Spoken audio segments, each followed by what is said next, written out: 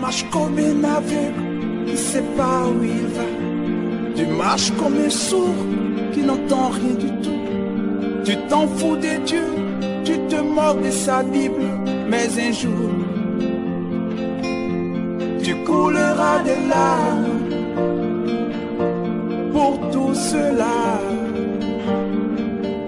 Tu vas couler des larmes, tu vas pleurer un jour. Dis-moi si tu mourrais ce soir, mais que diras-tu à Dieu si tu mourrais demain? Bien-aimés dans le Seigneur, bonjour. Bonsoir, selon les différentes heures que vous êtes en train de nous suivre présentement chez vous. C'est toujours le docteur Véracité KTN. Nous sommes là avec l'enseignant de la parole Toxic Ray. Et aujourd'hui, je viens informer, sensibiliser le peuple de Dieu et particulièrement le peuple congolais, surtout les chrétiens du Congo. Que Dieu bénisse ces instants, qu'il ouvre notre entendement spirituel pour que nous puissions comprendre ce message si important pour la République du Congo, le Congo-Brazzaville. Aujourd'hui, 18 mars 2023, dans mes visions nocturnes, le Seigneur m'a montré quelque chose de pas bien pour mon pays, la République du Congo. Ce que j'ai vu, nos autorités congolaises, guidées par notre chef de l'État, étaient en train de faire une sorte de négociation avec un autre groupe de personnes. Mais cet autre groupe de personnes, c'était des humains, mais sans tête. Ils n'avaient pas de tête. À côté, il y avait également 3 autres présidents africains qui étaient là. Je dis bien, à côté, nos gouvernements congolais étaient d'un côté, en face d'eux, il y avait des individus qui étaient aussi en costume, mais ils n'avaient pas de tête. Et ces individus qui étaient là, ils étaient au nombre de 5 personnes. Mais les 5 personnes n'avaient pas de tête. Le gouvernement congolais de Brazzaville était accompagné de 3 autres gouvernants avec leur président là. Et ces 3 autres présidents étaient comme, je dirais, je ne sais pas, des témoins ou des parrains, je ne sais pas. Mais il y a eu un contrat conclu entre le gouvernement congolais de Brazzaville et le gouvernement et ces individus qui étaient, et les 5 individus qui étaient là. Les 3 pays qui accompagnaient le gouvernement congolais et leur chef d'État, ce sont 3 pays de l'Afrique centrale. 3 pays de l'Afrique centrale. Dans ces 3 pays de l'Afrique centrale, il y a un pays qui ne fait pas trop partie de l'Afrique centrale, mais qui est à cheval entre l'Afrique centrale et une autre Afrique, la République démocratique du Congo. Était là, avec son président. D'un autre côté, il y avait un autre président qui était là, le président du Gabon. Et à un autre côté, il y avait là le président du Tchad qui était là. Et sous les regards de ces 3 présidents, accompagnés aussi avec certains membres de leur gouvernement, notre président du Congo-Brazzaville a pris un agenda, ils ont signé et ils se sont partagés les agendas avec les 5 individus qui n'avaient pas de tête. Alors, les 5 individus ont donné 3 conditions au président du Congo-Brazzaville. La première condition qu'ils lui ont donnée par rapport au marché qu'ils ont conclu, je ne sais pas sur quel marché, ils lui ont dit qu'ils ont besoin du sang humain. Deuxième, ils lui ont dit qu'ils ont besoin qu'il crée dans son pays, c'est-à-dire au Congo-Brazzaville, une zone de querelle entre deux groupes de personnes ou entre deux groupes ethniques. C'est ce qu'on lui a dit. Je répète, la deuxième condition, il doit créer au Congo-Brazzaville une zone de querelle entre soit deux personnes ou soit deux tribus. Cette zone de querelle servira de lieu d'atterrissage pour ces 5 créatures sans tête. Et troisième condition, ils ont demandé à ce que le Congo-Brazzaville puisse accepter de toutes les manières, je répète, de toutes les manières, par fraternité ou par force, les nouvelles lois qui lui seront dictées par l'OMS concernant la vaccination. Je répète, la troisième condition, c'est qu'il a été demandé au gouvernement congolais par ces 5 créatures sans tête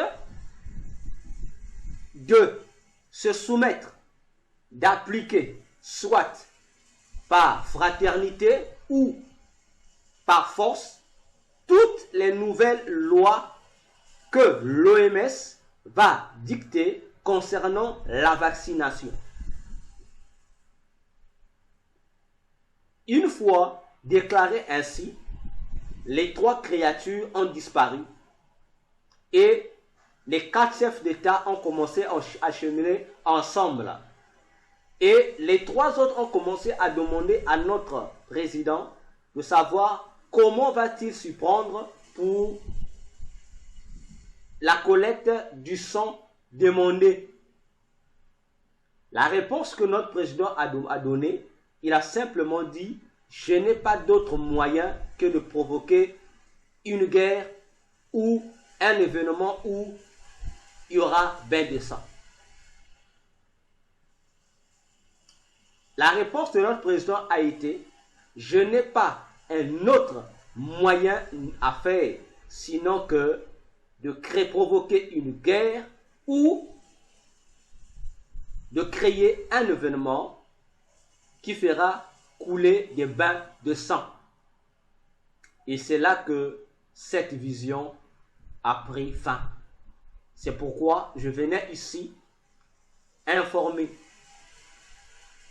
le monde, informer les Congolais, informer les chrétiens pour dire: lèvons-nous, prions contre ces manœuvres dans notre pays. N'écoutez pas ces hommes de Dieu qui vous diront: il faut bénir le pays, dans le sens de bénir le gouvernement. Je dis: ne les écoutez pas. Vous, priez. S'il y a possibilité dans vos maisons, organisez des chaînes de prière pour le salut de votre pays. Ne priez pas pour le salut des gouvernements congolais. Priez pour le salut de votre pays. Parce que je vous dis, parmi les choses qui encouragent les gouvernants congolais à être loin de Dieu, à être toujours dans l'occultisme avancé, ce sont nos pasteurs congolais. C'est pourquoi je vous dis: ainsi a parlé le Seigneur Jésus. Je vous ai communiqué l'info. À vous d'en faire bon usage. Priez. S'il faut jeûner, jeûnez pour votre pays, le Congo-Brazzaville. Parce que vous ne savez pas, la zone de conflit sera où? Peut-être que ce sera dans ton quartier. L'événement qui va créer le bain de sang, peut-être que ce sera dans ton quartier. Peut-être que ce sera dans le quartier où vivent tes parents. Peut-être là où il y a tes enfants, tu ne sais pas. Le seul moyen de préserver l'environnement, de préserver des vies, frères, sœurs, c'est dans la prière. Je sais encore que toi, et ton pasteur, et ton prophète, et ton église, vous allez m'insulter. Je sais. Mais vos insultes ne sont pas plus fortes que la parole de Dieu ou la prophétie de Dieu. J'ai dit, priez pour vous qui irez à l'hôpital. Je ne sais pas si cette vision se réalise ou ça va se réaliser, je ne sais pas. Comme je suis dans l'impasse, avant d'aller prendre un quelconque vaccin à l'hôpital, je demande, priez d'abord pour ça. Priez pour ça. Parce que les nouvelles lois que l'OMS vont donner, vont dicter à notre pays, nous ne le savons pas. S'il y a déclenchement de la vaccination au Congo-Brazzaville, je dis au monde entier, aux Congolais, avant d'aller se faire vacciner, prie aux gens, oh, n'allez pas prendre vos vaccins. Je vous dis de prier. Moi, je n'ai pas peur de vaccin. Là, s'ils vont créer quoi que ce soit, je serai même parmi la première personne à aller prendre ce vaccin. Mais je vous dis, priez. Parce que j'ai appris à humilier l'ennemi. Je n'ai pas peur de ces vaccins, mais je vous dis, avant d'aller en combattre les esprits, les gens qui n'ont pas, les 5 individus qui n'ont pas de tête, ça veut dire qu'il faudrait que tu sois blindé spirituellement. Parce que pendant que nous avons des parents dans les hôpitaux, hein? C'est quand on les injecte, tu ne connais pas. Nous avons des enfants qu'on amène dans l'hôpital, dans les maternités. C'est quand on leur injecte, soi-disant, comme vaccin contre le BCG, contre, tu ne sais pas. Voilà pourquoi, en tant que sentinelle, en ma qualité de docteur Véracité 41, je le dis, je suis au Congo-Brazzaville, je suis à Pointe-Noire. Je vous le dis, je suis à Pointe-Noire. Je vous ai donné le message qui vient du Seigneur. Alors, bien-aimés dans le Seigneur, chers internautes, chers abonnés YouTube, intercesseurs du ciel, voilà, vous avez du boulot à faire. La prière. Prions dès aujourd'hui, commencez à prier. Ne m'attendez pas. Commencez à prier pour votre pays. Que Dieu vous bénisse. L'enseignant de la parole, avant d'achever, peut-être que vous avez encore une consigne à donner par rapport à ce message prophétique concernant notre pays, la République du Congo. Rien de particulier à dire, juste que je pense que c'est dans le groupe où quelqu'un a publié un message, Oui. la prophétie d'une dame, je pense, qui est en Côte d'Ivoire, je pense, où dans la prophétie, on montrait à la dame, on transportait la dame dans différents pays d'Afrique, où elle voyait des rivières de sang. Ah, ça date de quand ça? Il n'y a pas longtemps qu'on voit ça? Je pense que ça date d'avant-hier peut-être. Ah, donc comme je ne suis pas connecté, c'est une rivière de sang, et elle a été d'abord transportée au Cameroun, où elle était face à des rivières de sang, où le Seigneur la faisait comprendre que les Camerounais, la population camerounaise était en train de faire couler le sang des innocents. Et la dame était face à des rivières de sang, et c'est la même réalité quand elle fut transportée en Côte d'Ivoire et dans beaucoup d'autres pays aussi.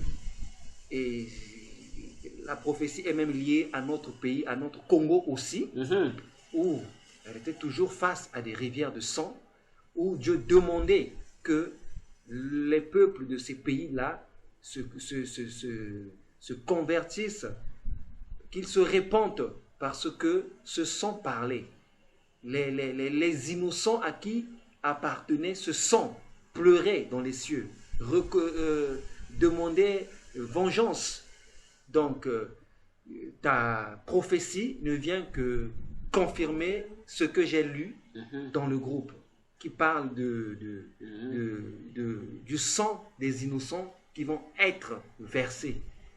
Donc voilà, et c'est une manière pour nous de nous mettre encore, de nous mettre encore la puce dans l'oreille pour que nous puissions nous lever contre ce plan machiavélique, ce plan démoniaque, afin de faire échouer les plans de l'ennemi par la grâce de notre Seigneur qui révèle tout au moyen de ses serviteurs.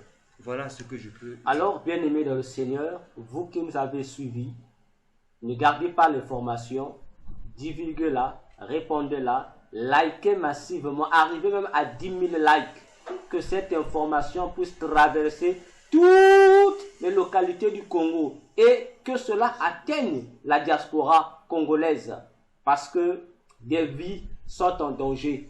C'est l'heure où chaque chrétien doit se lever dans la prière. J'ai ainsi parlé. Que Dieu vous bénisse. Merci de nous avoir suivis et merci d'avance pour le relais que vous allez faire. Déjà, je ne suis pas prophète, alors je ne suis qu'un instrument que Dieu utilise pour accomplir et préserver la santé de son peuple. Alors, que Dieu vous bénisse. À bientôt.